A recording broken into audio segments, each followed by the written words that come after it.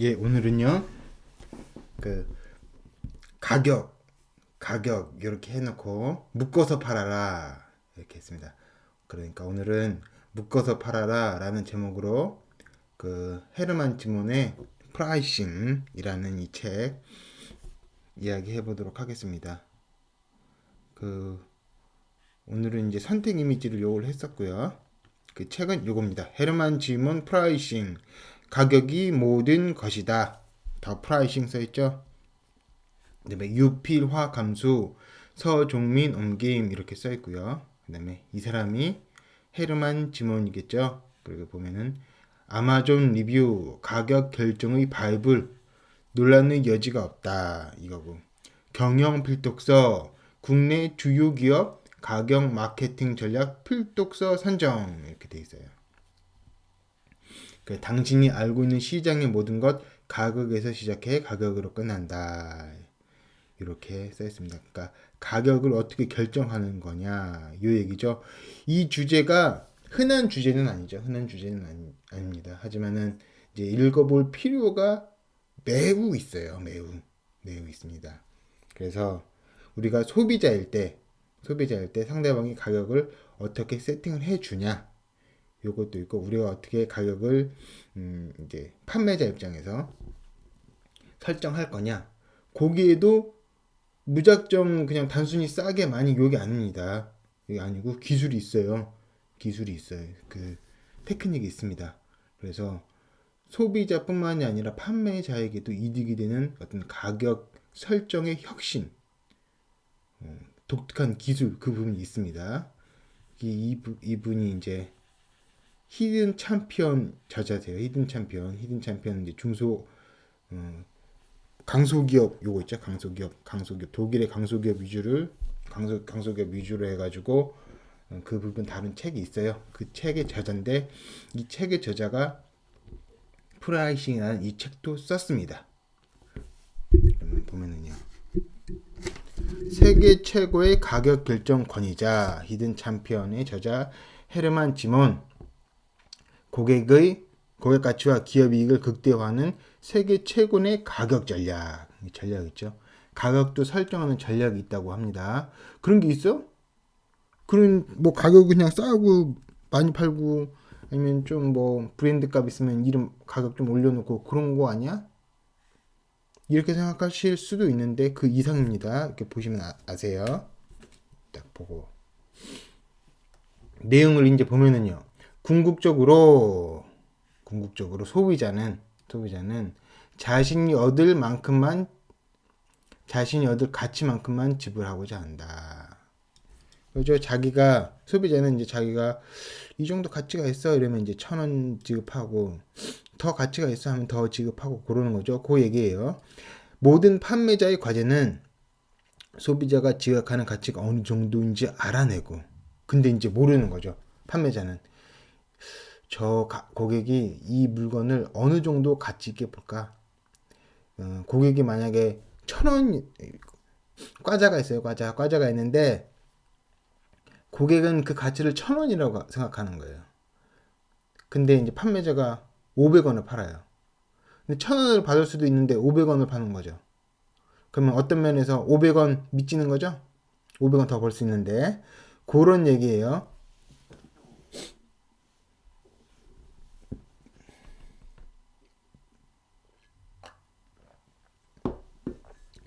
그래서 모든 판매자의 과제는 소비자가 지각하는 가치, 그러니까 소비자가 그 물건을 얼마만큼 가치 있게 생각하냐, 어느 정도인지 알아내고 상품이나 서비스의 가격을 이에 맞추는 일이다. 근데 소비자는 다 다르죠.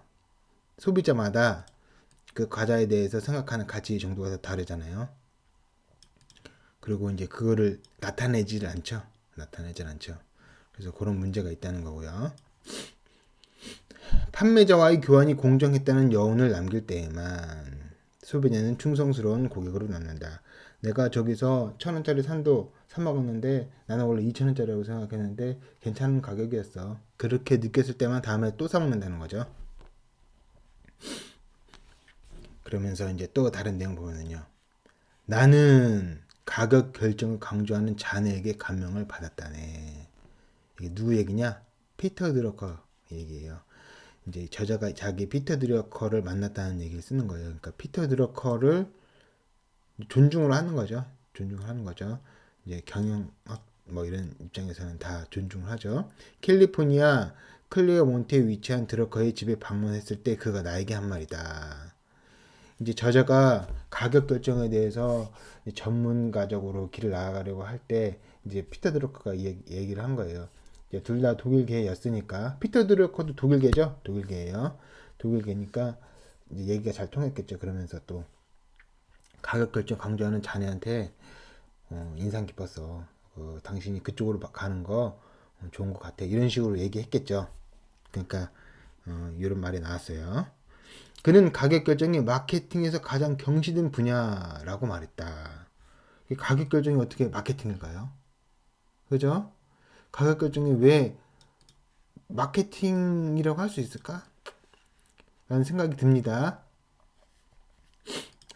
그렇게 넘어가고 일단 나중에 왜 가격 결정이 마케팅인지에 대해서 뒤에서 이제 얘기를 해볼게요. 가격 결정과 이익 사이에 분명한 연결고리가 있다고 생각했던 드러커는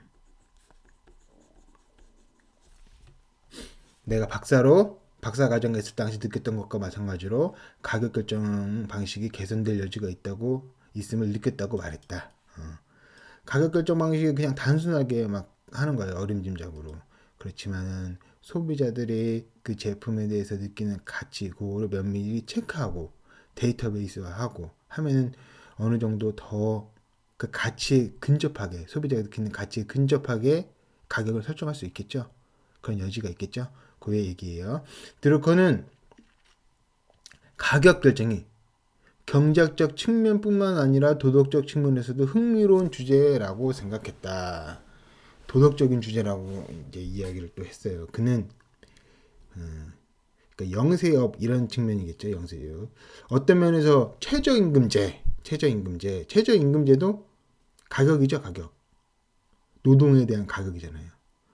그런 측면에서 보면은 도덕적 측면이다. 이게 쉽게 와닿죠? 예, 그렇게 이해하시면 되겠어요. 그는 이익이 곧 생존 비용이며 노동 대가로 받은 이제 노동 임금 그 가격이라고 할 때 그게 생존 비용이죠. 그렇게 이해할 수 있죠. 가격을 충분히 높이는 행위가 생존을 위한 수단임을 이해하고 있었는데 이는 나의 생각과도 깊이 맞아떨어지는 부분이었다. 이 사람이 이제 피터 드러커예요. 피터 드러커. 경영학의 아버지, 경영학의 창시자 막 이렇게 얘기를 해요. 그래서 존중받고 있어요. 많이 돌아가셨어요. 또 내용 보면은요. 가격 결정은 언제나 가치 배분의 반증이다. 어떤 문장을 읽을 때 딱 이해가 돼서 감명이 있는 게 있어요. 어떤 문장 읽을 때 시도 그런데 근데 완전히 이해가 안 되는데 뭔가 의미심장하게 느껴지는 문장이 있어요. 그죠? 그럴 때가 있죠. 저는 이제 이해는 명확하게 이해했다는 건 아니에요. 그렇지만 일단 의미심장하게 느껴진다. 그래서 더 곱씹어볼 가치가 있다고 느껴진다. 이거예요. 가격 결정은 언제나 가치 배분의 반증이다. 가치 배분의 반증이다. 의미심장하게 느껴지고 있고요. 나중에 기회가 되면은 저도 이 부분을 더 이제 음미를 해서 설명해 드릴 기회가 있겠죠. 그리고 내용 또 보면은요. 누구나 가치를 생산하고 소비한다. 누구나. 돈을 쓰면서 그만한 가치가 있는 것이라고 생각하는 일. 돈을 쓰면서 이거는 뭐 이 정도 쓸만한 가치가 있어. 이런 거. 혹은 그만한 가치가 있을 것이라 설득하면서 다른 사람들이 돈을 쓰게 만드는 일은 끊임없이 계속된다. 이것이 바로 가격 결정의 본질이다. 제가 예전에 그 세종시에 구경을 하러 그냥 갔어요. 구경을 하러. 딴 건 하는 게 아니라. 그러니까 이렇게 해가지고 이제 모델 하우스 해서 오피스텔을 막 파시는 거예요. 오피스텔. 오피스텔을 파시는데 이제 아주머니 그냥 저는 이제 주차장에서 주차를 딱 하고 있는데 아주머니 한 분이 오셔가지고 설명을 한번 들어보라는 거예요. 설명을. 그래서 아주머님이 저를 이제 데리고 저랑 제 가족들 데리고 저기 이제 그 오피스텔 모델하우스인 것 같아요. 거기 데려갔어요. 거기 가니까 막 모형으로 해가지고 오피스텔 모형을 막 만들어 놓고 주변으로 뺑 둘러서 칸막이처럼 독서실 칸막이 있죠? 그런 것처럼 뺑 둘러가지고 예, 남자분들이 막 설명을 하고 계세요. 그래서 저를 한 남자분한테 데려가셔요. 데려가셔가지고 이제 오피스텔 사라. 계약금 얼마 뭐 이렇게 얘기하면서 저한테 사라고 막 하시는 거예요. 이제 그 분도 보면은 저한테 돈을 쓰게 만드는 거죠. 그러면서 그 분도 보면은 저한테 이 오피스텔이 그만한 가치가 있습니다. 이렇게 설득을 하는 거죠. 이런 일이 계속 된다는 거예요. 사회가 이런 일을 계속 하면서 굴러간다. 이 얘기고 이제 거기서 이제 농담처럼 이제 하죠. 마법의 단어라고 해가지고 따박따박. 그 이제 정년 퇴임하시거나 이런 분들 돈 있으면 오피스텔 투자해가지고 따박따박 매달 얼마씩 들어옵니다. 매달 200만 원씩 들어옵니다. 그래서 사세요. 막 이러죠. 그래가지고 이제 월급 받으시다가 이제 월급 안 받으시니까 이 따박따박에 이제 매혹 돼가지고 이제 구매하고 계시죠. 근데 오피스텔은 좀 그 아파트보다는 좋은 게 아니죠. 왜냐면은 아파트는 냄새가 잘 빠지죠. 냄새가 잘 빠지고 아파트는 거주 공간으로 가장 좋은 것 같아요. 지금까지 그 인류가 만든 거주 공간으로서 아파트가 가장 좋은 것 같아요. 그 오피스텔은 좀 시끄럽고 그리고 주변에 막 통로로 지나다니죠. 아파트는 앞집 이렇게 하나밖에 없잖아요. 그 형태에 따라서 다른데 보통 아파트는 앞집이 하나밖에 없고 그렇잖아요. 근데 오피스텔은 쭉 늘어서 있고 타박타박 발걸음 소리 많이 들리고 그러죠. 그래서 오피스텔은 별로다. 이렇게 그 경매로 싸게 나온 거거나 엄청나게 싼 거 그런 거거나 자기가 직접 뭐 학원을 한다거나 뭘 한다거나 하는 경우가 아니면은 별로다. 이렇게 일단 판단 내리실 수 있어요. 경영자들은 특히 가격 인상을 두려워하는 경향이 있다. 가격 인상을 경영자들이 두려워한다는 거예요. 의외죠. 소비자들이 봤을 때는 맨날 가격 올리는 것 같은데 가격 인상을 두려워한다고 그래요. 근데 이제 이분은 경영자들이랑 자주 만나니까 더 정확하게 이야기하실 수 있겠죠. 고객이 가격 변화에 어떻게 반응할지 확실히 알 수 없기 때문이다. 그래서 조금씩 올리거나 아니면 물가 상승률에 이제 고려해서 좀 올리거나 그 정도죠. 그리고 거기서 1등 기업, 주도 기업이 올리면 따라 올리거나 라면도 그렇죠. 만일 우리가 가격을 인상한다고 해도 충성스러운 고객으로 남아줄 것인가? 이게 우려된다는 거예요. 아, 도망가면 어떡하지? 에이, 가격 너무 올라버렸어. 에이, 딴 거 사 먹어. 이러면 어떡하지? 그 점을 뺏기면 어떡하지? 우르르 경쟁 시장으로 달려가진 않을까? 아이고, 다른 데로 가버리는 거 아니야? 이렇게 걱정한다는 거예요. 그래서 이게 일반인 거예요. 일반적으로 가격 인상을 두려워하고 가격에 대해서 고민을 별로 안 하려고 그래요. 이게. 그래서 뭐 이제 자영업 하시는 거 분들 보면은 이런 걸로 이제 안 하고 이제 떼어오는 물건 있죠. 라면으로 예를 들어서 짜장면을 만든다. 그러면은 짜장면 가격은 고정을 시켜버리고 짜장면이 들어가는 재료 있잖아요. 그거를 줄려고 그런 거예요. 원가 절감을 하려고. 원가 절감을 하려고 해요. 그래 보통 가격 인상은 잘 안 하려고 합니다. 엄청 올리거나 주변이 올릴 경우, 주도자가 올릴 경우 따라 올리는 정도예요. 제가 이제 그 다음 내용 보면은요.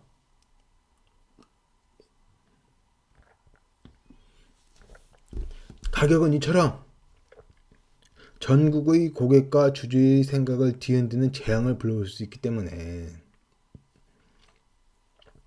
무슨 얘기냐면 베스트바이라는 회사가 가격 할인을 했는데 가격 할인을 했으면 그만큼 더 많이 팔아야 되잖아요. 근데 더 많이 못 팔았다는 거예요. 그래서 주가가 30%나 폭락했다는 얘기예요. 그 뒤에 나오는 얘기예요. 그렇게 이렇게 폭락했는데 이처럼 고객도 별로 더 사지도 않고 주주도 왜 가격을 할인해 가지고 이익을 떨어뜨려? 그래서 재앙을 불러왔다는 거죠. 30% 빠져서. 경영자는 조금이라도 의심이 된다면 되도록 가격 변화를 시키지 않으려고 한다. 보수적이에요. 더 보수적. 그 정치권이랑 이제 경제권 이렇게 부류로 나누면은요. 보수 정치인도 더 혁신적이에요. 무슨 말이냐?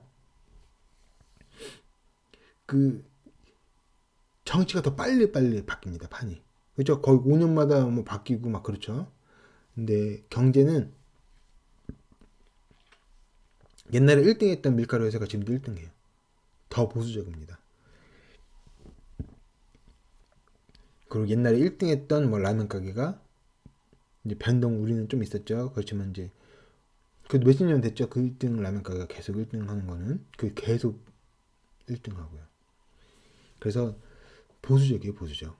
예. 그 경제계가 더 보수적이에요. 대신 이들은 더 확실하고 실체가 있는 원가 관리. 그러니까 짜장면을 팔면은 짜장면 가격 올리는 게 아니라 짜장면 가격은 고정시키고 밀가루 가격을 다운시키거나 아니면 밀가루를 조금 넣거나 아니면 양을 줄이거나 이렇게 가버린다는 거예요. 원가 관리는 내부 요소 및 생산자의 관계를 다루는 일로. 내부죠, 내부. 그 고객이랑 관계에서 이익을 늘리는 게 아니라 우리 내부에서 밀가루 납품업체 이제 거기 사람들은 얘기해가지고 줄이고 이런다는 거죠. 대부분의 경자는 이를 고객 관계보다 덜 민감하며 더 쉬운 행위로 받아들인다. 이제 얘기만 잘하면 되니까. 그러면서 또 내용 보면은 이런 내용이 있어요. 속담. 러시아 속담이 이를 잘 말해주고 있다. 모든 시장에는 두 종류의 바보가 있다. 하나는 가격을 너무 높게 부르는 바보고 다른 하나의 가격은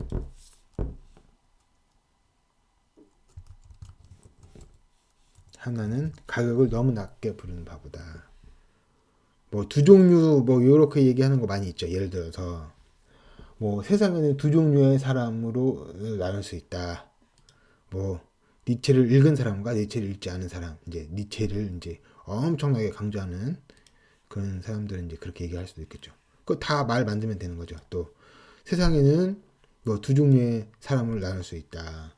구약 성경을 읽어본 사람과 구약 성경을 읽지 않은 사람. 또 세상에는 뭐 두 종류를 뭐 말 다 만들면 되는 거예요. 두 종류로 나눌 수가 있다. 뭐 산일번지 부동산 책리뷰를 뭐 듣는 사람과 안 듣는 사람 뭐 이렇게 말 만들면 되는 거죠. 그다음에 또 내용 보면은 프랑스인이 말하듯 가격은 이티지만 품질은 남는다. 요것도 뒤돌아보니까 맞는 말 같아요. 요새 물건을 사고 팔고 하면은 어릴 때는 이제 과자만 사니까 과자 가격을 정확히 알잖아요. 근데 요새는 나이가 들면은 과자도 사고 국수도 사 먹고 라면도 사 먹고 커피도 사 먹고 뭐 그러는데 그때 살 때마다 어느 정도 비싼가 싼가 좀 싸네 좀 비싸네 이 정도는 느끼지만 정확히 가격은 얼마였나 기억하지는 이제 못하는 것 같아. 대신 사고 나서 좀 괜찮았다 이 정도만 남고 그래서 그 얘기를 하는 것 같아요. 이 제가 이 이제 헤르만 프라이싱 책 이것도 샀죠. 제가 이거 얼마인가 이거 이제 요거 쓸 때는 몰랐어요. 이거 쓸 때는 몰랐는데 쓰면서 이제 가격을 봤어요. 그러고 나서 제가 느끼는 건 뭐냐? 이 가격이 얼마냐면요. 25,000원이에요. 25,000원. 비싸죠. 25,000원. 25,000원인데 25,000원 가격만큼의 그 가치가 있느냐? 이게 저한테는 있었죠. 저한테는 있었습니다. 그래서 나중에는 어떻게 되면 25,000원 잊어버리겠죠. 하지만은 프라이싱이라는 그 헤르만 지문의 책 괜찮았어. 요거만 남긴다는 거겠죠. 책 내용은 좋아요. 그래서 이제 이렇게 리뷰 가는 거죠. 그래, 가격 결정은 회사를 평가하는 데 있어 단일 요소는 가장 강력한 기업 결정이다.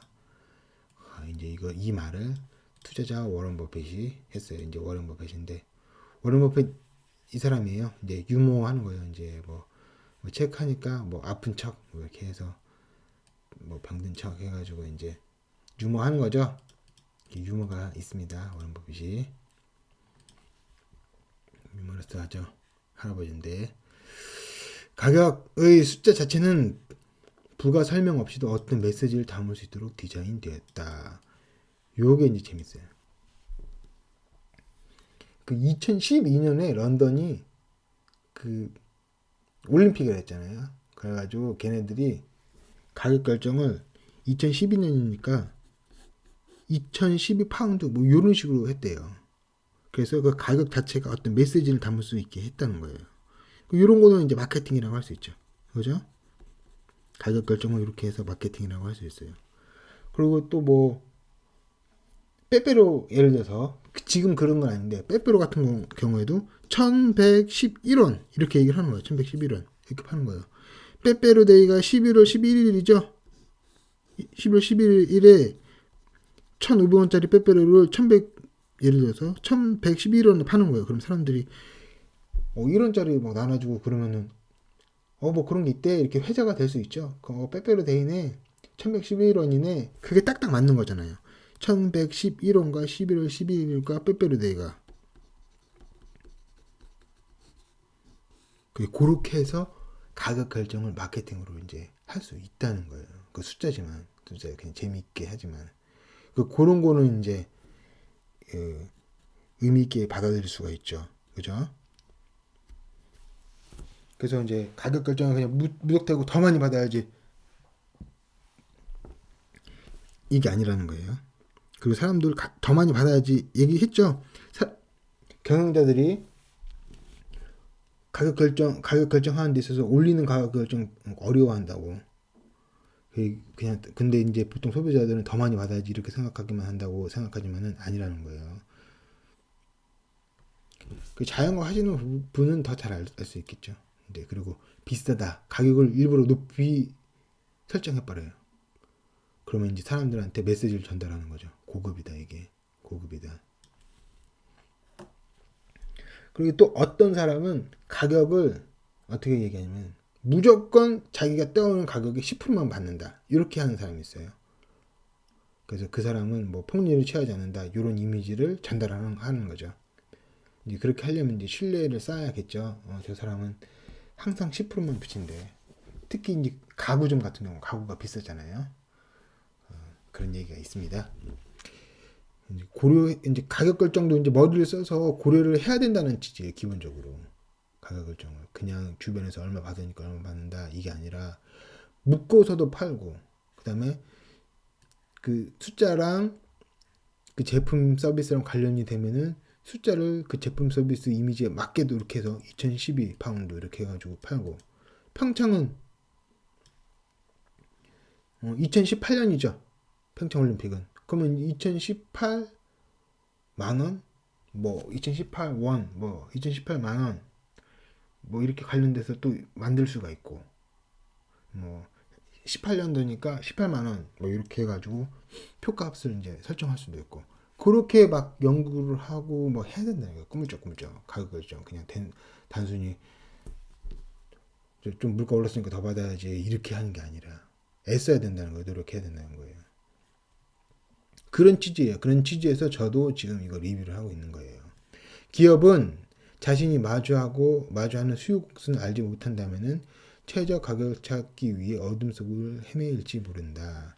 그러니까 수요 공급 곡선에서 제일 그 수요가 많고 무조건 사람들이 많이 산다고 이익이 되는 게 아니죠. 제가 적자 보고 팔면 사람들이 많이 사죠. 그럼 전 손해만 보잖아요. 그죠? 그러니까 그 곡선이 있는데 그 최적점을 찾으려고 노력을 해야 된다는 거예요. 특히 프리미엄 상품이나 사치제 경우에는 더더욱 그러하다. 이제 제가 써놓은 거는 화장품, 핸드백, 양주 같은 거는 비쌀수록 더 사는 경향도 있죠. 이렇게 써놨어요. 만일 그리고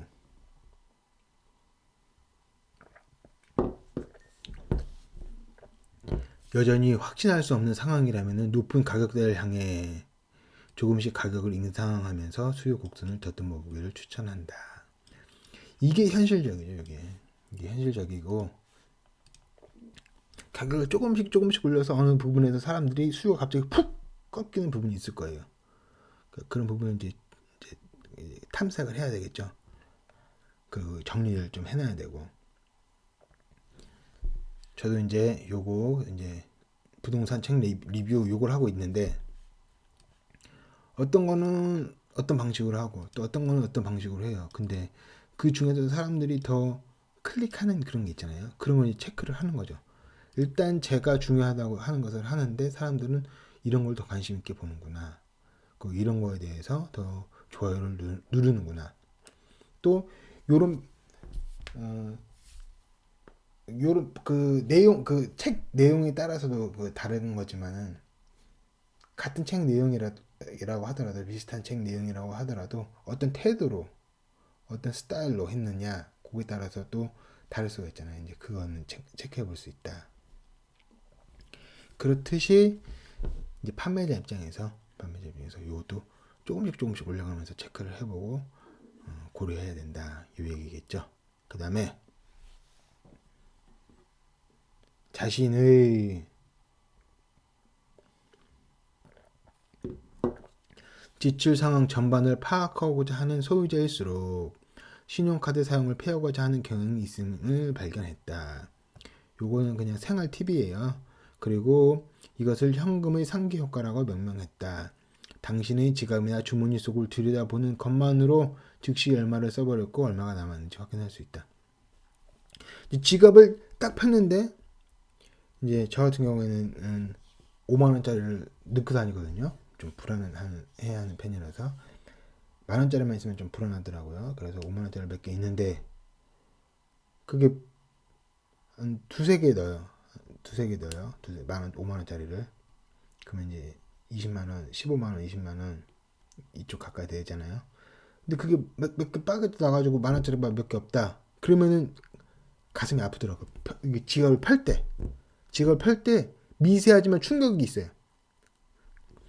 그래서 그걸 이제 현금의 상기 효과라고 한다고 하는 거예요.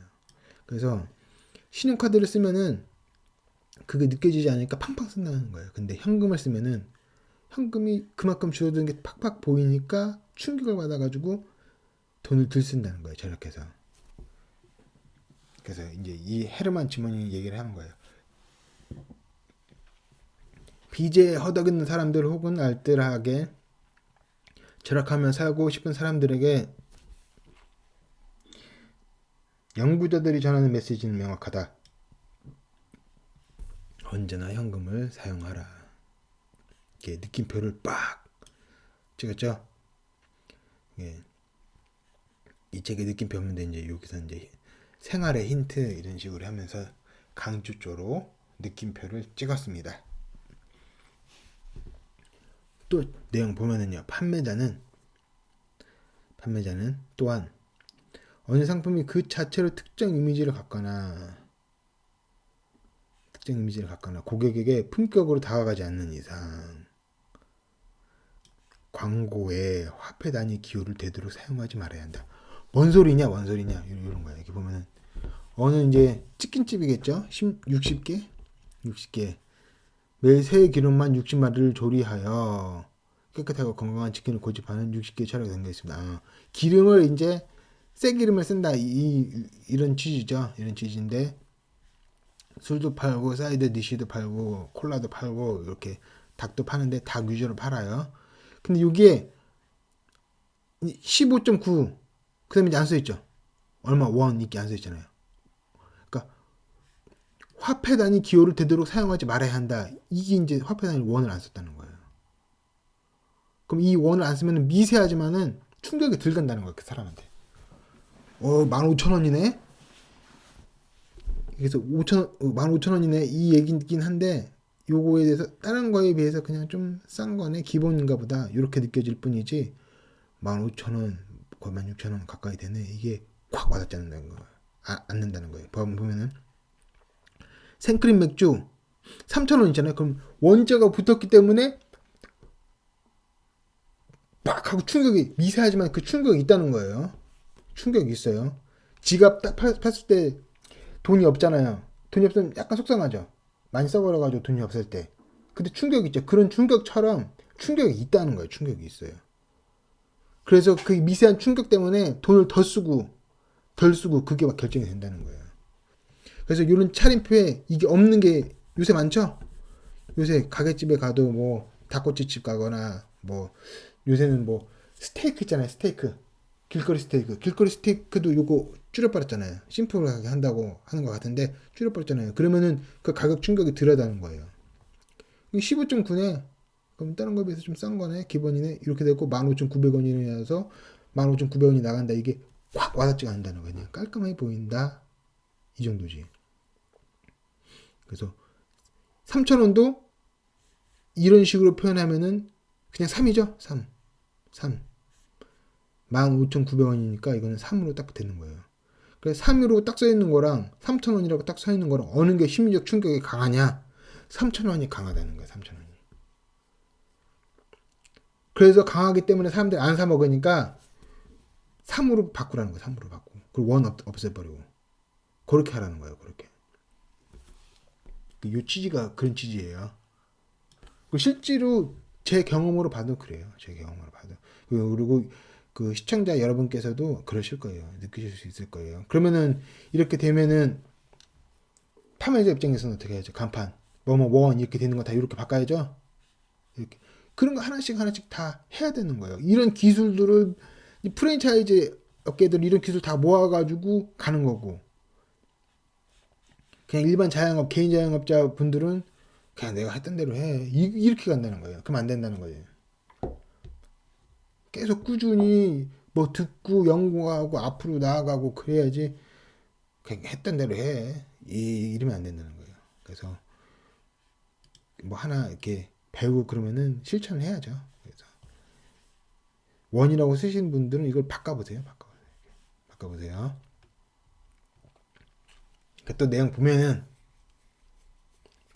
2001년 9월 3일 나는 서울을 방문해 당시 삼성전자의 메모리 사업부 사장이던 황창규 박사를 만났다. 이제 한국 얘기를 딱 해요. 한국 삼성 얘기. 그리고 박사라고 칭하죠. 이제 헤르만 짐은 독일이니까 그 학문을 좀 존중하는 것 같아요. 현재 KT의 우리도 이제 이승만 박사라고 하죠. 이승만 박사. 이승만 대통령. 근데 이승만 박사라고 많이 하죠. 그러니까 박사를 존중하는 거죠. 학문.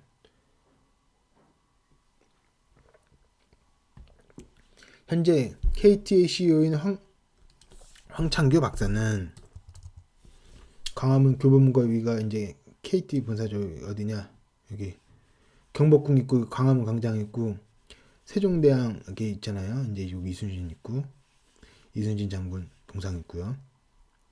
그 여기 KT 있고 여기 교보문고 이렇게 있고 요 KT예요. KT. 여기 이제 CEO가 이런 거죠. 황창규 박사가 당시 나에게 음악을 저장하고 재생할 수 있는 작은 기기를 건네주었다. 그 애플보다 먼저인 것 같죠. 아이리버 다음에 이제 대항에서 나온 거 요걸 보여준 것 같아요. 이런 거 삼성 거 이거 삼성 거거든요.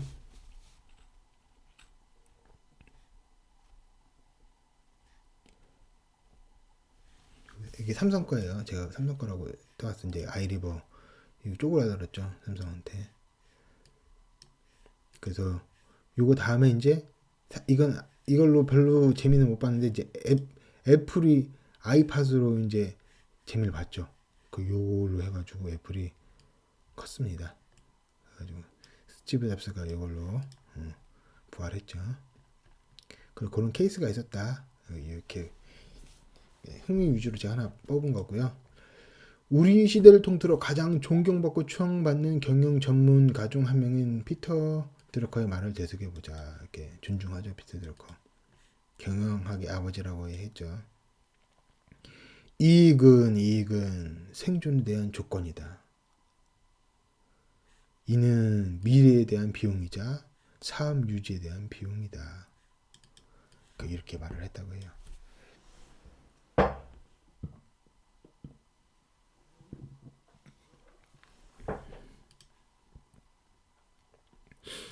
이제 돈을 벌어야지 이제 그걸로 살 수 있고, 그리고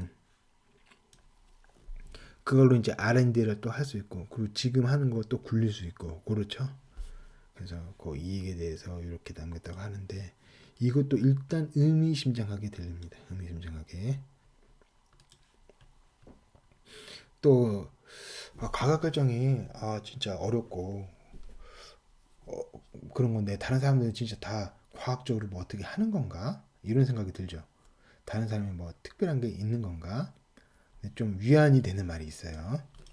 사람들은 어떻게 가격을 설정하는가? 가격 결정은 논리와 과학의 영역일 것 같지만 사실 그보다 많은 분야를 포괄한다. 이제 그렇지 않다는 얘기예요. 꼭 그렇지만은 않고 다른 것도 많이 껴있다. 이런 얘기예요. 광고계의 권위자 데이비드 올길비가 남긴 다음의 말에는 거대한 진실이 숨어 있다. 이렇게 얘기하고 가격 결정은 어림짐작이다. 이렇게 딱 얘기하셨어요. 오길비는 해서웨이 이거 셔츠 있잖아요.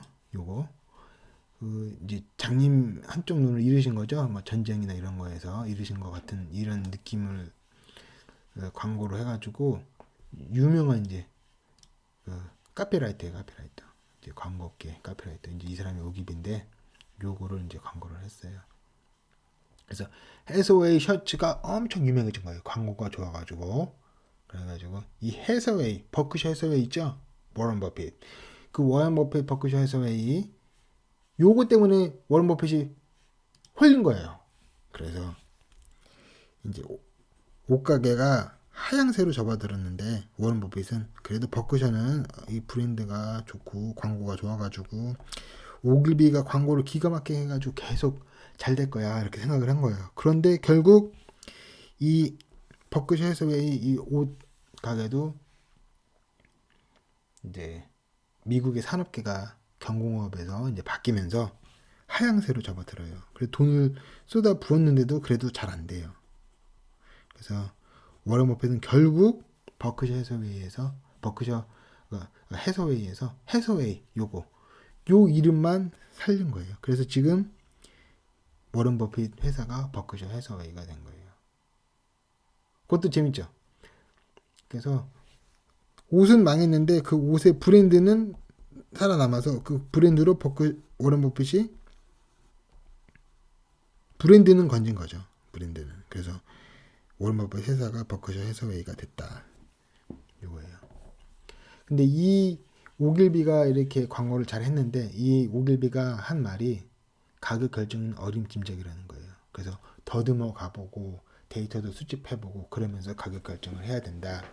이렇게 얘기 우리는 받아들일 수 있죠. 앞에 내용까지 쭉 종합을 해서 마케팅 전문가들이 제품 가격을 결정할 때에는 굉장한 과학적 방법을 사용하는 줄로만 아는 사람들이 많은데 그렇지 않다는 거죠. 그보다 더 틀린 말도 없다. 그건 틀린 말이라는 거죠. 대부분 결정은 일련의 어림짐작으로 이루어진다. 이렇게 대충 이제 오길비가 이렇게 말을 했다는 거고 그가 이 말을 처음 한 지는 벌써 50년도 더 되었지만 이 사람이 한 말이지만 오늘까지도 경제 전반에 적용될 수 있는 말이다. 이렇게 버크셔 해서웨이 써있죠. HATHAWAY 쓰고 HATHAWAY 요거예요. 요거. 그래서 워런 버핏이 요거 티셔츠 회사 갖고 있다가 옷은 망하고 이 브랜드만 이렇게 갖고 왔는데 이 브랜드를 형성하는데 지대한 공헌을 했던 게 오길비. 그래서 워런 버핏이랑 오길비랑 실제로 만나기도 했어요. 오길비가 이제 선배죠. 나이가 많죠. 그 다음에 이제 헤르만 지몬, 이제 독일 사람이죠. 독일도 경제 위기를 겪었죠. 그래서 요 앞에서도 얘기했지만은 중국 경제 절대론자가 있어요. 중국 경제는 망하지 않는다. 위기는 없다. 독일도 이 수많은 천재들을 배출했던 독일도 이제 초인플레이션을 겪었어요. 그리고 미국도 대공황을 겪었어요. 그리고 일본도 잃어버린 20년 플라자 합의. 그리고 한국도 IMF 겪었죠. 다 경제 위기를 겪었는데 이제 그분들은 중국만은 예외라는 거예요. 중국 예외주의, 중국 절대주의. 그거는 좀 비상식적인 거죠. 그래서 일단 이 내용 뭐냐? 헤르만 지본 할아버지가 얘기해 준 얘기다. 1920년대 독일에서 초인플레이션이 발생할 때 이야기를 자주 들려주시곤 했다. 당시 할아버지는 돈을 버는 족족 상점으로 달려가서 물건을 사야 했다. 왜냐? 돈이 금방 더 가치가 떨어지니까 빨리 물건을 사야 되는 거야. 빨리 물건을 사야 되는 거야.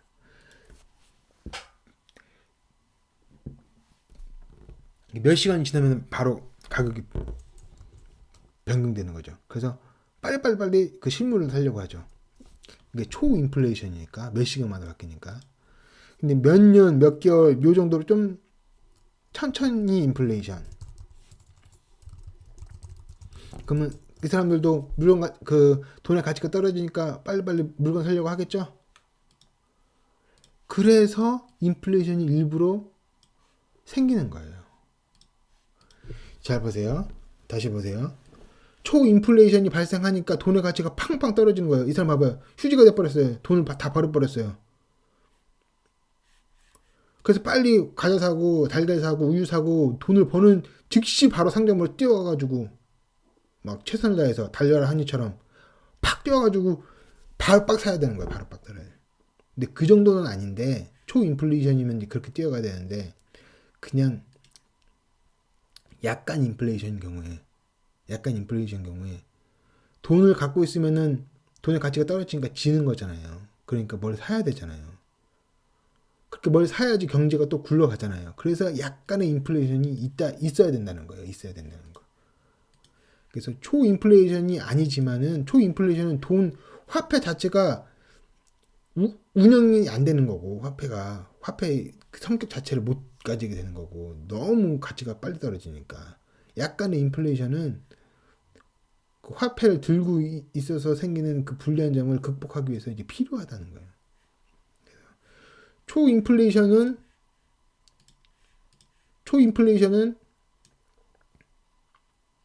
나쁘지만은 약간의 인플레이션은 그러니까 좋은 거죠. 그 약간의 인플레이션을 만들어야 되는 거예요. 만약 인플레이션이 없다. 그리고 돈의 가치가 오히려 점점 높아진다. 그러면은 돈을 안 쓸수록 이기는 거죠. 돈을 안 쓰면 경제가 안 굴러가잖아요. 돈을 안 쓰면 경제가 안 굴러가면 다른 사람들은 어떻게 돈 벌어요? 그러면 안 되죠. 그래서 약간의 인플레이션이 있어서 사람들이 돈을 좀 쓰게 만들어야 되는 거예요. 그래서 부동산 얘기가 나오는 거예요. 부동산을 사면은 인플레이션에 의해 가지고 화폐 가치가 떨어지는데 그것을 해지할 수가 있는 거예요. 해지가 뭐냐? 어느 정도 이겨낸다 이 얘기예요. 그래서 물건 가격이 계속 오르면서 돈의 가치는 계속 떨어지잖아요. 그래서 돈을 들고 있는 대신에 부동산 같은 거로 들고 있으면은 화폐 가치가 계속 떨어지는 것도 극복해서 보통 가격이 다 오를 때 같이 부동산 가격도 올라서 그거를 이제 상쇄할 수 있다. 그런 거예요. 그래서 부동산을 사는 기본적인 태도는 인플레이션 때문이에요. 인플레이션 없으면 돈이 가장 다루기 편하니까 부동산을 사면 봐보세요. 돈으로 바꿔야 되죠. 그래서 다른 물건을 사야 되잖아요. 그래서 이 불편함이 있는 거예요. 부동산을 돈으로 바꿔야 된다는 거예요. 그래서 돈을 그냥 들고 있는 게 원래는 제일 좋은 거예요. 근데 돈을 들고 있으면 인플레이션 때문에 불리하잖아요. 그래서 환급가 쉬운 아파트를 들고 있으려고 하는 거예요. 이거를 이게 기본인 게 인플레이션이 기본이라는 걸 받아들이셔야 된다는 거예요. 그래 전세가는 지금부터 계속해서 오르냐? 오르죠. 계속 오르죠. 인플레이션이 있으니까 화폐 가치 계속 떨어뜨려야 되니까. 화폐 가치를 계속 떨어뜨려야지 경제가 굴러가니까. 초인플레이션까지 가면 안 되고. 초인플레이션까지 가면 안 되고. 약간의 인플레이션, 약간 인플레이션이라고 제가 지금 지어봐요. 약간 인플레이션 계속 있어야 되는 거예요.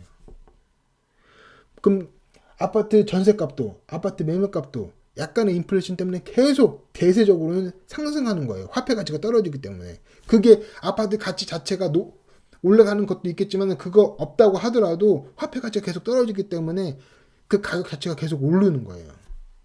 이게 엄청난 큰 힘이라는 거, 거의 중력만큼 거대한 힘이라는 거를 받아들이셔야 돼요. 이거를. 이게 모르시는 분이 있어요. 반토막론. 반토막 나도 시간이 지나면 이 약간의 인플레이션이 있어도 계속 오르는 거예요. 이걸 이해하셔야 돼요. 계속 강조하고 있어요. 계속 강조하고 있어요. 제가 얘기하는 이제 부동산 책 리뷰 요거 하고 있잖아요. 여기서 이 인플레이션 얘기만 엄청 많이 했어요.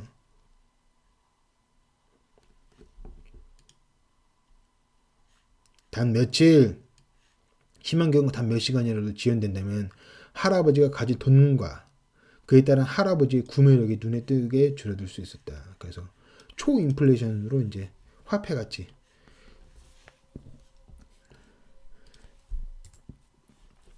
그냥 종이종아리 돼버린 거예요. 종이종아리 돈이.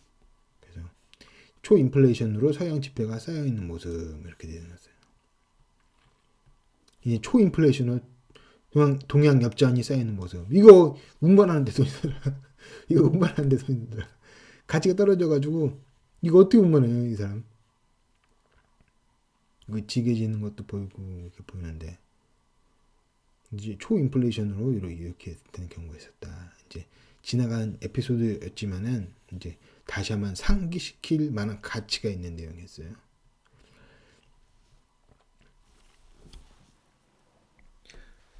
또 내용 보면은요.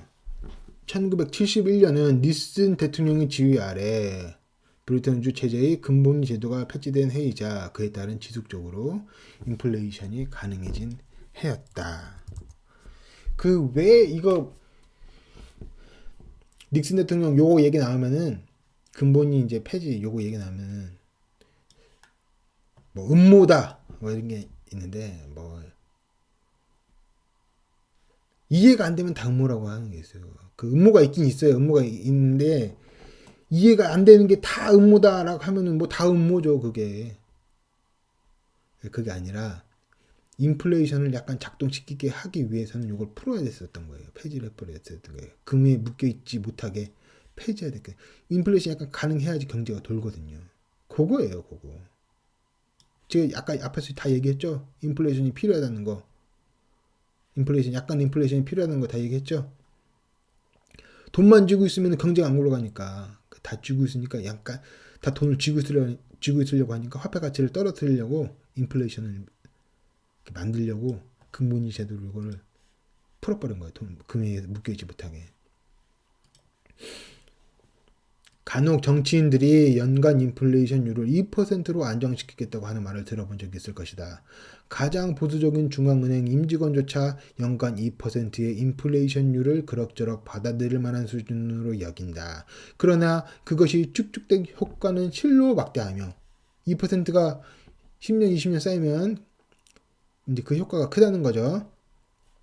같은 액수의 명목 화폐로 얻을 수 있는 가치가 점점 더 적어져만 가는 인플레이션의 희생자들에게는 가혹하게 짝이 없는 수준이다. 돈 들고 있는 사람은 이제 희생자가 된다는 거예요.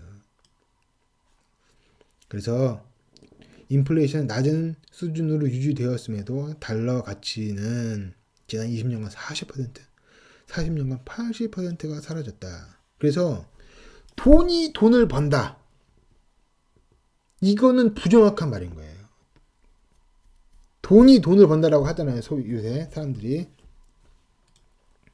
돈이 돈을 버는 게 아니라 자산이 자산을 버는 거예요. 자산이. 돈은 지속적으로 가치가 떨어지는 거예요. 같은 얘기일 수도 있는데 좀 더 정확하게 정교하게 생각을 하기 위해서는 말버릇도 바꿔야 된다는 거예요. 말버릇도. 정교하게 생각하기 위해서. 자산이 자산을 버는 거예요. 저번에도 이 그림 얘기했지만은 이 돈은 가치가 떨어지는 거예요. 징검다리를 건너가요. 냇물이 여기 있는데 여기 육지에서 여기 육지까지로 가요. 철수가 영인내에서 가요. 영인내까지. 그 징검다리로 건너잖아요. 임시가 뭐예요? 임시가. 이 바위에서 바위를 밟고 가잖아요. 근데 바위에서 바위 밟을 때 어쩔 수 없이 돈을 거쳐서 어쩔 수 없이 그냥 맨 물 위를 건너뛰어서 가잖아요. 그게 돈인 거예요. 기본적으로 안착하는 거는 바위고 그건 바로 자산인 거예요. 자산에서 자산으로 건너뛰어야 되는 거예요. 그리고 거기서 또 자산으로 건너뛰어야 되는 거예요. 거기서 또 자산으로 건너뛰고 자산으로 건너뛰어야 되는 거예요. 돈만 계속 쥐고 있다. 돈의 가치는 지난 20년간 40%가 하락했는데 은행에다 예금 이자율도 별로 안 되는데 은행에다 돈 걸어놓고 장롱에다 넣어놨다. 그럼 지는 거예요. 지는 거. 그래서 그건 임시다. 임시로 바위에서 바위로 건너뛸 때 어쩔 수 없으니까 건너는 부분이다. 이렇게 받아들이셔야 된다는 거예요. 그래서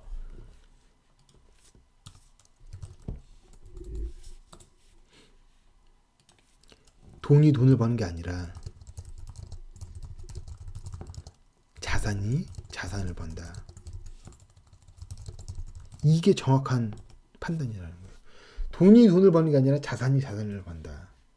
같은 말이죠. 왜냐면은 자산은 돈으로 사니까. 같은 말일 수도 있는데 이게 좀 더 정교한 판단이라는 거예요. 자산에서 자산으로. 그 자산에서 다른 자산으로. 그 자산에서 다른 자산으로. 특히 한국은 그 1주택 비과세죠. 되죠? 거기서 옮겨갈 때 돈으로 옮겨가긴 하잖아요. 그래서 더 좋은 아파트, 더 좋은 아파트, 더 좋은 아파트, 더 좋은 아파트로. 그렇게 하라고 비과세를 해줬어요. 국가에서. 그런 일이 있으니까 정교하게 판단하기 위해서는 자산이 자산을 번다. 요거를 받아들이셨으면 좋겠어요. 돈은 결국 계속 들고 있으면 가치가 떨어진다는 거예요. 자산이 자산을 번다는 이 인플레이션을 이제 받아들인 그 문장인 거예요. 인플레이션이라는 게 못 돼가지고 내 돈만 들고 있으면 진다는 거, 그 부분을 이해하고 받아들인 이 문장인 거예요. 같은 말인 것 같지만 돈이 돈을 번다와 자산이 자산을 번다 같은 말인 것 같지만은 자산이 자산을 번다는 인플레이션 그 부분을 명확하게 인지하고 있는 그 문장인 거예요. 그게 더 좋은 문장이라는 거예요. 그래서 말버릇 또 자산이 자산을 번다로 바꿔버려야 된다는 거예요. 이해하셨죠? 무슨 말인지. 판매자가 여러 개의 상품을 한 세트로 묶어서 판매하면서 각 상품 가격의 총합보다 낮은 가격을 매기는 경우를 묶음 가격이라고 정한다. 널리 사용되는 예로 맥도날드 햄버거 세트, 마이크로소프트 오피스 팩, 혹은 여행사의 비행기표, 호텔 렌터카 패키지 상품 등이 있다. 묶음 가격이 이것도 가격 이제 결정하는 이제 그 스킬, 근데 좋은 스킬이다라고 얘기하고 있어요. 그러면서 이제 표가 거의 없거든요. 거의 있긴 있어요. 있긴 있는데 별로 없는데 이 표를 보여주면서 이제 저자가 이제 설명을 해요. 요거는 묶음 가격이 왜 소비자한테도 이득이고 왜 판매자한테도 이득인지 잘 보여줘요. 이 부분을 좀 이제 심도 있게 다뤄볼게요. 잘 보세요. 이제 그 책에 있는 표 그대로예요. 이거 치즈 하나만 놓고 본다면 최저 가격은 $5다. 뭔 소리냐? 치즈 이제 $5잖아요. 소비자 1은 치즈를 하나를 $6 가치로 보는 거예요. 그 $5로 팔면 어떻게 돼요? 이 사람 사 먹죠. 이 사람은 치즈 하나 가치를 $2로 보는 거예요. $5로 팔면은 안 사 먹죠. 그러면은 소비자 3은 $5니까 이제 사 먹죠. 이렇게 된다는 거예요. 그러면은 $5로 이 두 명한테 팔면은 $10로 팔죠. $10. 이렇게 된다는 거예요. 만약 $6라고 해봐요. $6라고. 그러니까 가격을, 취재 가격을 $6로 판다고 해봐요. 그러면은 $5 이 사람은, 나는 $5면 사 먹으려고 그러는데 $6네 비싸네 안 사 먹어. 그럼 이 사람한테만 팔 수 있죠. 그럼 이 사람한테 팔면 6달러만 버는 거잖아요. 아까 5달러에 팔면 2명한테 팔아서 10달러를 버는데 6달러에 팔면 1명한테 팔아가지고 6달러만 버는 거잖아요. 그럼 손해라는 거예요. 그러면은 4달러라고 해봐요. 4달러라고 하면은 이제 4달러라고 하면 그렇고 3달러라고 해볼게요.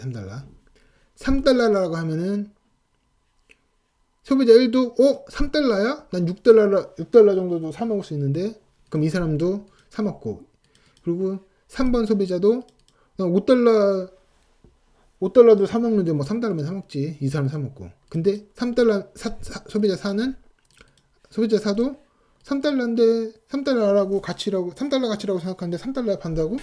그럼 사 먹어. 그럼 3명한테 팔 수 있죠. 근데 3달러니까 3 곱하기 3이니까 9달러죠.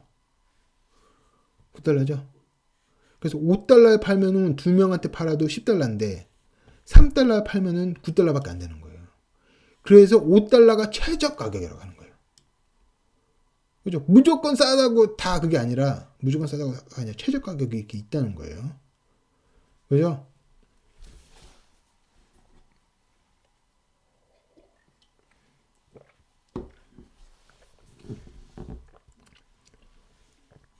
와인의 최저 가격은 이제 4달러예요. 4달러. 그렇게 해서 와인 가격을 보시면은 4달러. 이 가격이라면은 소비자 2와 소비자 3이 와인을 구매해서 소비자 2가 난 5달러 저도 사 먹는데 4달러라고 사 먹지. 그러면 3번도 나도 4달러 가치라고 생각했는데 4달러니까 사 먹고 나머지는 난 1달러 가격으로 생각했는데 4달러나 안 사 먹어. 나도 2.5달러면 사 먹을까? 안 사 먹어. 나도 1.8달러니까 1.8달러 정도면 사 먹을까? 안 사 먹어. 이렇게 된다는 거예요. 그럼 2명한테 팔 수 있는 거죠. 그럼 4달러를 2명한테 파니까 8달러 버는 거죠. 근데 만약에 와인 가격이 1달러면은 무조건 박리담회라고 생각하면 이긴다고 생각하는데 그게 아닌 거죠. 1달러면 다 사 먹죠. 나 1달러 사 먹어. 그 5달러여도 사 먹는데 당연히 나도 당연히 4달러 나도 당연히 2.5달러 나도 당연히 1.8달러 여도 사 먹는데 1달러라고 당연히 사 먹지. 그러면 다 사 먹지만은 얘는 1달러이기 때문에 1 곱하기 5 하면 5달러죠. 그래서 4달러에 팔면은 2명한테 팔아서 8달러를 버는데 1달러에 팔면은 5명 전부 구입하는데 수익이 5달러밖에 안 되는 거예요. 그 최저 가격이 나머지 다 해보면 이 최저 가격이 4달러다 이렇게 된다는 거예요. 이렇게 최저 가격을 구하는 게 많이 판다고 비싸게 판다고 무조건 장땡이 아니라 장땡이라는 게 좀 표현이 그렇지만 뭐 장땡 표현해도 되겠죠. 비싸게 판다고 장땡인 것도 아니고 싸게 판다는 것도 장땡이 아니고 최저 가격이 장땡인 거죠. 그 최저 가격을 찾아야 된다는 거죠. 그래서 와인의 최저 가격이 이렇게 있고 치즈의 최저 가격이 있다는 거예요.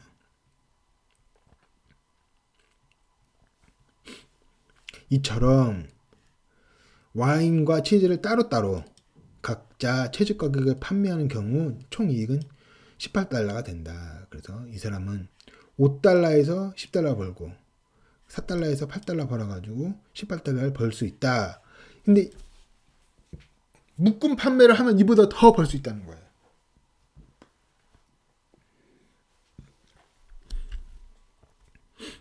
그래서 가장 원시적인 거는 무조건 싸게, 무조건 비싸게 이거고 거기서 더 발전한 사람은 최저 가격을 찾는 사람이고 거기서 또 더 발전한 사람은 묶음 판매를 하는 사람이라는 거겠죠.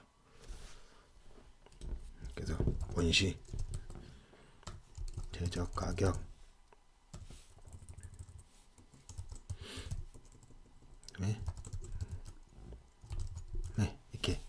이렇게 진보를 이렇게 해야 된다는 거예요. 진보를 해야 된다는 거예요.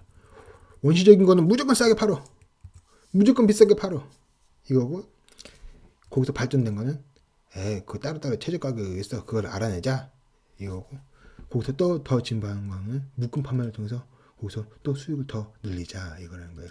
그럼 묶음 판매 어떻게 되는 거냐 예를 보면은 묶음 판매를 통해서 18달러보다 더 높은 이익을 획득할 수 있을까? 따로따로 판매해가지고 18달러 된 거죠.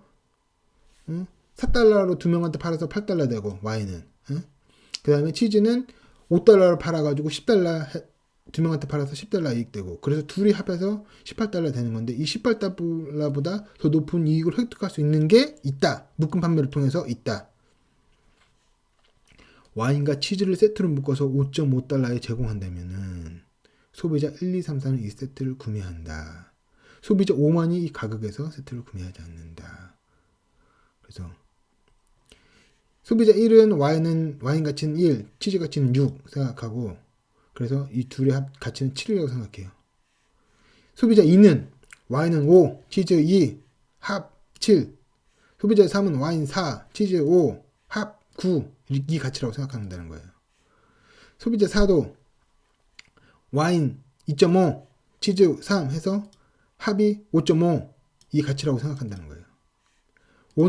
소비자 5는 와인은 1.8 가치라고 생각하고, 치즈도 2.4 가치라고 생각하고, 합은 4.2 가치라고 생각한다는 거예요.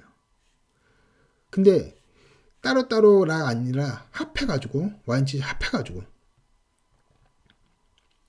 5.5달러에 판매를 하면은, 합해서 나는 7달러 줄 수 있는데 5.5달러에 판다고? 이득이네. 사먹어. 난 9달러 정도도 줄 수 있는데 5.5라고 사먹어. 나는 5.5달러라고 하는데 딱 5.5라고? 그럼 난 사먹어. 얘만 안 사먹고 나머지 다 사먹는다는 거예요. 그럼 5.5 곱하기 4가 돼버리죠. 그럼 22달러를 벌 수 있다는 거예요. 22달러는 이때 이익은 22달러로 늘어난다. 5.5 곱하기 4 하니까 22달러 되는 거예요. 신기하죠? 신기하죠? 묶음 가격이라고 불리는 만큼 소비자는 치즈나 와인을 따로 구매할 수 없으면 오로지 묶음 세트로만 구매할 수 있다. 이제 요거는 이제 부가적인 얘기고요. 그 이제 이유가 이제 마술 같잖아요, 마술. 그 이유가 뭐냐? 어떻게 이런 일이 벌어지느냐? 초가 집을 용의의 전이인 거. 요 책에서는 이렇게 얘기했는데 다시 쉽게 풀었으면은, 아꼈으니까, 내가 와인에서 아꼈으니까 치즈는 또 돈 여기 좀 더 줘서 요거 사 먹을 수 있어. 또 어떤 사람은 치즈에서 내가 아꼈으니까 와인에서 좀 더 돈을 줄 수 있어. 이렇게 다른 데서 아낀 돈이 이쪽으로 이동하기 때문에 세트 메뉴로는 더 많이 산다는 거예요. 그래서 이렇게 세트 메뉴를 사면은 소비자도 이익이고 판매자도 이익이라는 거죠. 그죠? 소비자는 그만큼 수요 충족시킬 수 있고, 판매자도 그만큼 돈 더 벌 수 있으니까. 그래서 왜 그렇게 이유는 여기서 아꼈으니까 아낀 만큼 조금 더 해가지고 세트를 살 수 있다. 요 느낌, 요 사고인 거예요. 요 마술 같지만은 이해하시는 분이 설명 안 들어도 이해하실 수 있는 그런 부분이죠. 그지만 어떻게 보면 또 신기해요. 묶음 가격인데 그냥 바로 묶음 가격으로 세트 메뉴인데도 바로 이익이 늘어나 버리네. 신기할 수가 있어요. 이것 때문이다. 초가 지불 용의가 이동한다. 전달해서 이동한다. 이익이 18달러에서 22달러 증가한 것만으로도 상당한 성공을 거둔 셈이다. 그러나 생산자가 혼합 묶음을 방식을 이용하려면 이익은 더 크게 또 늘어난다는 거예요. 무슨 말이냐?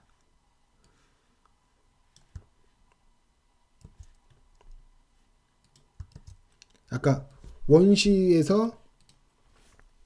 거 무조건 싸게, 무조건 비싸게 요거에서 최저 가격이 따로 있다 이거죠. 진보 이렇게 했다. 그래서 또 진보, 묶음 판매 진보했다. 근데 묶음 판매에서 또 개별 판매를 섞어주는 거예요. 그게 혼합 묶음이라고 하는 거야. 혼합 묶음. 이렇게 진보를 해야지 수익을 더 늘릴 수 있다는 거예요. 혼합 묶음은 소비자가 묶음 상품은 물론 개별 상품 또한 따로 구매할 수 있는 경우다. 그렇죠? 개별 상품 또 구할 수 있는 거예요. 이제 앞에서 혼합 묶음을 이용한다면 묶음 최저 가격은 5.5달러인데 개별 상품 가격은 와인이 4달러, 치즈가 2.4달러로 해가지고 치즈를 2.4달러로 해서 치즈를 팔 수 있는 거예요. 그러면은 이 사람이 치즈를 2.4달러니까 치즈는 사 먹겠죠. 그럼 2.4달러를 추가로 더 얻을 수 있다는 거죠. 그 얘기예요. 그래서 요거는 제목도 요 리뷰 제목도 묶어서 팔아라 이렇게 했잖아요. 제목도 파스타도 피자 먹고 싶거든요. 파스타 때 그거랑 탄산주스랑 세트로 파스타집 하시는 분 파셔야 된다는 거예요. 세트로 세트 메뉴로 그걸 연구를 해야 되는 거예요. 연구를 해야 되는 거예요.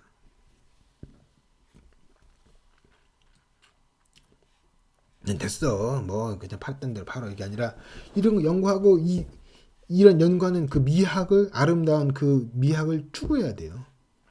짜장면도 탕수육이랑 음료랑 해서 세트로 팔고.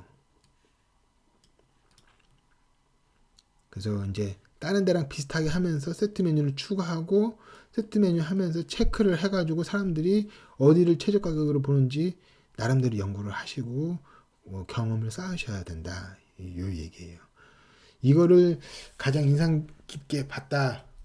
가장 인상 깊게 본 부분 중 하나다라고 생각했기 때문에 제가 묶어서 팔아라 라고 이렇게 하고 요거는 제목을 이제 잡은 거고 요거는 이제 맥도날드 세트 메뉴 햄버거 이렇게 콜라 그래가지고 나는 햄버거를 만약에 이게 5,500원이라고 해봐요. 세트가 6,000원이라고 해봐요. 나는 이게 햄버거가 한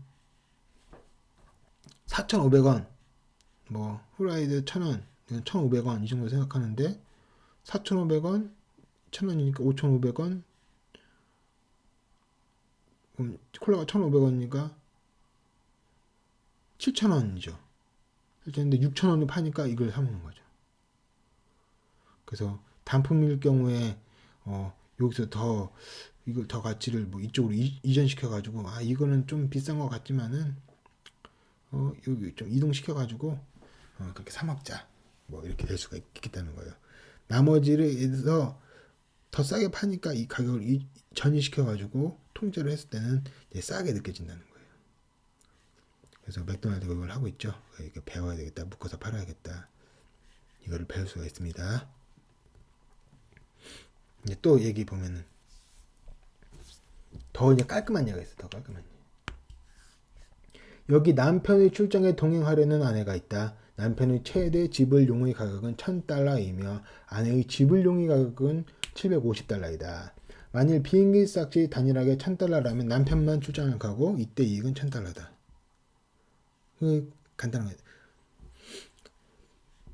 남편은 $1,000면 가는 거고 아내는 $750면 가는 건데 $1,000에 파니까 남편만 가는 거예요. 그리고 만약에 $750에 판다. 그러면 둘 다 가죠? 나는 남편은 $1,000에도 가는데 $750니까 당연히 가는 거고 아내는 $750니까 지불용의 가격이 $750니까 $750에 판다고 그럼 가는 거고 그럼 둘이 합하면은 750 곱하기 2 해서 $150가 된다는 거예요. 1,500달러. 근데 더 나은 경우가 있다는 거야. 그러나 이보다 더 나은 경우가 있다. 항공사가 기후모브 단체 상품을 통해 이제 이것도 묶어서 파는 거예요. 두 사람 목적의 비행기 티켓을 총 $1,750에 판매할 수 있다. 그 2인분으로 묶어가지고 $1,750에 팔겠습니다. 그러면은 남편도 가고 아내도 가고 해서 $1,500 벌 때보다 $250더 번다는 거예요. 이렇게 묶어서 팔면은. 그러면 이제 2인분 피자도 이런 식으로 해가지고 1인분에 10,000원, 2인분에 7,500원 이렇게 결정하는 게 아니라 2인분에 17,500원 이렇게 해서 이제 팔 수 있다는 거예요. 이게 예에 든 거예요. 예. 파스타집 피자 먹을 때 이제 둘이 막 오잖아요. 그때 이렇게 1인분 피자 10,000원, 1인분에 뭐 10,000원 이렇게 파는 게 아니라 2인분에 얼마 이렇게 하면은 더 이익을 거둘 수 있다는 거예요. 이런 걸 적용을 하고 시도해봐야 된다는 겁니다. 그러니까는 인왕산처럼 아름답게 솟아있는 토마토 파스타가 맛있죠. 요 파스타집에서 피자를 2인분 메뉴로 이렇게 파시면은 요 부부 세트처럼 가면 도움이 되겠다. 이거랑 비슷하다는 거 인왕지색도.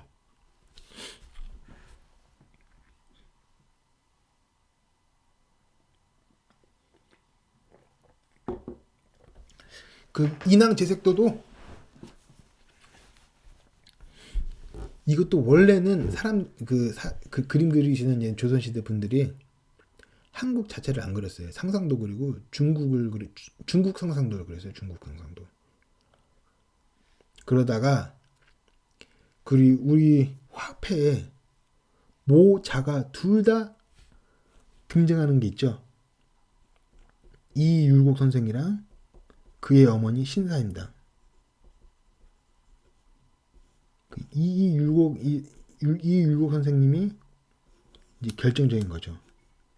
이율곡 선생님이 그 성리학, 주자학 요거 있잖아요. 유학을 정리를 더 잘하셨어요. 더 잘. 그래서 그 정교한 게 중국보다 더 정교하게 돼버린 거예요. 중국 유학 있잖아요. 그 다음에 중국 유학이 있었는데 이게 한국으로 건너왔는데 이율곡 선생님이 천재시잖아요. 천재세요. 그 뭐 과거 합격 막 이런 거 할 때 보면은 뭐 몇 차례 계속해서 장급 짜잖아요. 그러니까 천재이신 거예요. 천재셔서 이 중국에서 건너온 유학을 조선 성리학으로 해가지고 깔끔하게 더 정교하게 더 좋게 정리를 하셨어요. 그래서 사람들이 보니까 이게 맞네 이렇게 되는 거예요. 그래서 힘이 어떻게 되냐? 한국 성리학이 더 우월하구나, 더 좋구나 이게 팍 받아들여진 거예요. 한국 선배들이. 그래서 자긍심이 확 올라가는 거예요. 한국에 대한 자긍심이. 그리고 이제 중국은 이제 청나라라고 해서 이제 오랑캐라고 뭐 그랬죠. 거기에서 넘어갔으니까 너 이제 아래로 치는 분위기고. 그래서 우리가 이제 한민도 더 정교하고 그리고 저쪽 명나라 거기는 망했으니까 이제 없고 이제 우리가 뭐 전통이다, 적통이다. 그래서 자기 자신에 대해서 이 자긍심이 확 커지니까 스스로를 그리기 시작한 거예요. 그래서 이런 그림이 나오게 된 겁니다. 그게 서울이잖아요, 서울 지금. 그걸 그린 거예요. 지나가는 얘기지만 이제 하는 거고 나중에 요 책 관련 책도 해가지고 리뷰를 하겠습니다.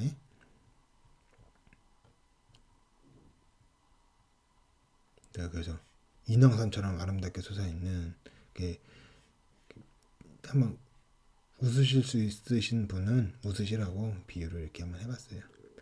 그리고 분짜 베트남 쌀국집에서 분짜 이거 피자 역할 하죠. 요것도 2인분 뭐 이렇게 해가지고 가격 결정의 기술 테크닉을 발휘하셔야 된다. 또 애플 얘기 이제 나와요. 이제 애플의 가격 전략에 대해서 또 얘기를 해요. 애플은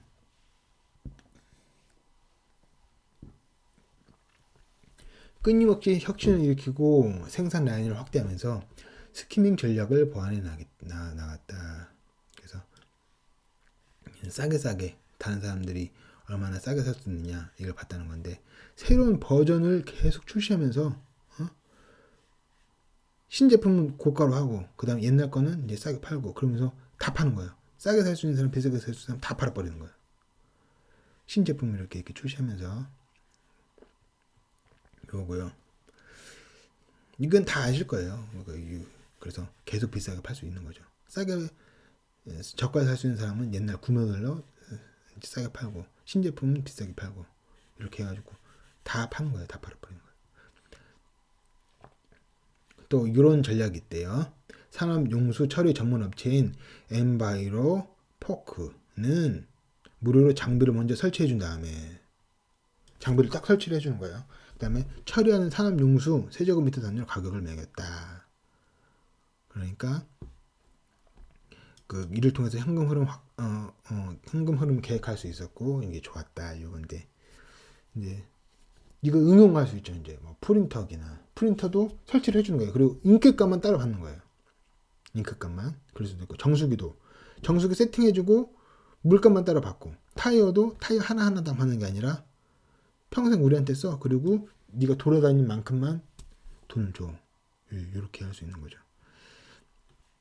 얘가 이제 타이어를 이제 바꿨는데 이런 게 있더라고요. 타이어가 이제 잘 마모가 안 된다는 타이어를 바꿨는데 그게 기름을 좀 더 많이 먹는 거예요. 그리고 마모가 좀 잘 되는 타이어가 있지만 그만큼 기름을 적게 먹는 거예요. 왜냐면 좀 가벼우니까. 그런 게 있대요. 그래서 이제 거기서 고민을 이제 할 수 있는 부분이 있는 거죠. 그러니까 장기적으로 그 타이어만 쓰면 회사 입장에서 현금 흐름을 예상할 수 있으니까 마모가 잘 되는 타이어지만은 기름을 적게 먹으니까 이 타이어를 계속 쓰세요. 마모가 잘 되지만은 그러지만 계속 갈아드리겠어요. 그러면서 계속 우리 타이어를 쓰게 하고 소비자는 기름을 적게 이제 기름값을 적게 이제 지출하게 되는 거죠. 그리고 계속 그 회사 타이어만 쓰게 하고 기름 적게 먹게 하면서 서로 이익되는 방향으로 할 수 있는 가격 정책이 있을 것 같다는 거예요. 좋은 지점 찾을 수 있겠다.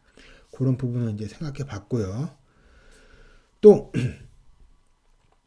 영국의 보험사인 노이치 유니언은 젊은 운전자를 상대로 페이고, pay as you go, 네가 간 만큼 페이 보험 상품을 출시했다. 운전자에게 마일당 요금을 부과하면서 요금을 측정하는 하드웨어에는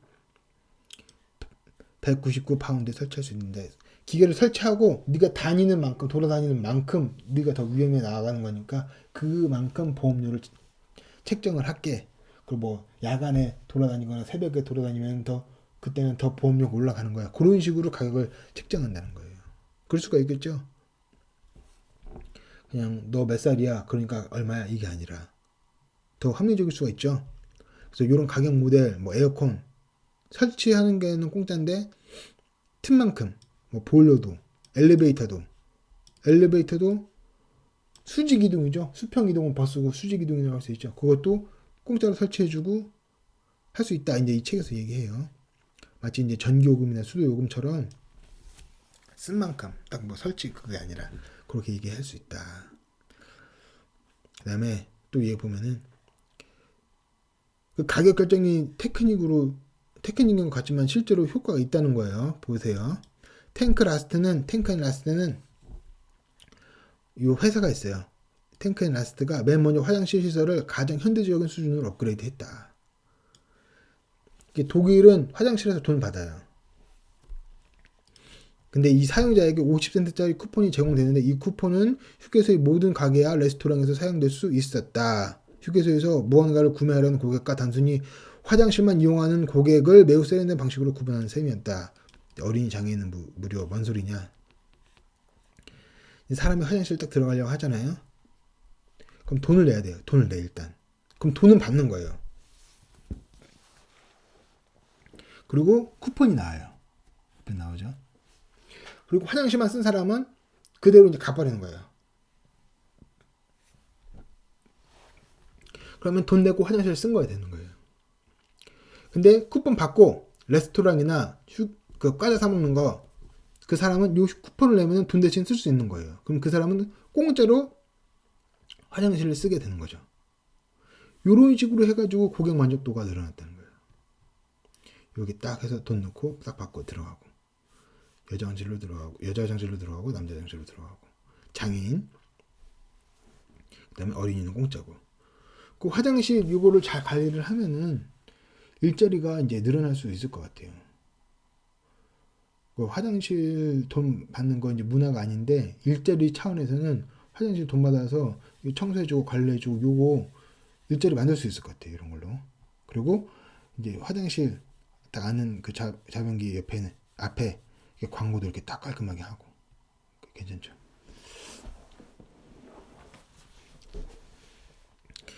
그리고 내용 또 보면은요. 거대 은행그룹 한 곳에 대한 분석 보고서에서는 경향이 변화하고 있다는 단서가 드러나기도 했다. 세계 주식 전략이라는 제목의 이 보고서는 주식 가치 평가에서 가격 및 가격 결정력에 관한 중요성을 매우 상세하고도 심도 있게 다룬다. 보고서가 지적한 몇 가지 주요 논점을 살펴보자. 단 1%포인트의 가격 인상만으로 현금 흐름 할인법으로 계산한 공정가치가 16%가 상승한다는 계산이 나온다. 면서 가격 결정은 비상식적으로 중요하다고 결론지었다. 지금까지 이 책에서 이야기한 바와 같은 결론에 도달한 것이다. 1% 가격 상승만으로 뭐 가치가 16% 상승했다. 뭐 이런 얘기했어요. 뭔 소리냐? 뭔 소리냐? 삼성이 올해 50조 벌었거든요. 퍼가 7배 정도 되면은 350조짜리 지금 시총이에요. 그러면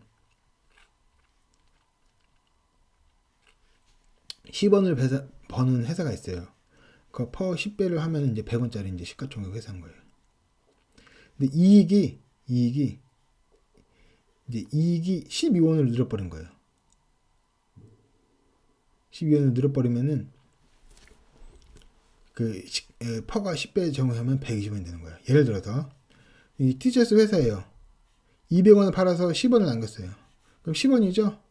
그럼 시가총액 100원이죠? 근데 이런 1%만 올린 거예요. 그러면 102원이죠. 102원인데 이제 이익은 12원이 되는 거죠. 그럼 12원이 되는 거예요. 그러면 여기서 1% 올렸지만은 이익은 20% 되고 시총은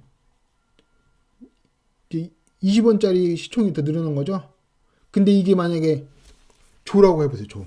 뭐 엄청난 우주 회사, 뭐 유니클로, 뭐 이렇게 뭐 자라 이렇게 해보세요. 그러면 1% 올렸는데 20조가 돼버리는 거죠. 20조가 돼버리는 거죠. 그래서 이 이익을 역산을 해가지고 월세, 배당, 이자, 연금 이걸 역순해가지고 이 자산 가치를 시가총액을 구할 수가 있는 거예요. 이익을 통해서 할인율이 거꾸로 한 게 퍼거든요.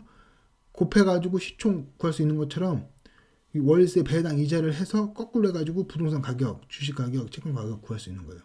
월세를 거꾸로 한 게 부동산 가격인 거예요. 월세를 거꾸로 한 게. 이익을 거꾸로 해서 곱해버리는 게 그 회사 가격인 거고. 가격인 거.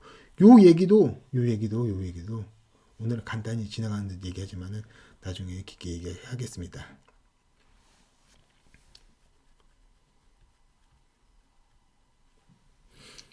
그래서 요거는 이제 읽어 보시고요. 네, 결론 내겠습니다. 결론 묶어서 팔아라. 가격을 많이 상기하자. 가격을 어떻게 결정할까 이렇게 되겠습니다. 이상입니다. 감사합니다.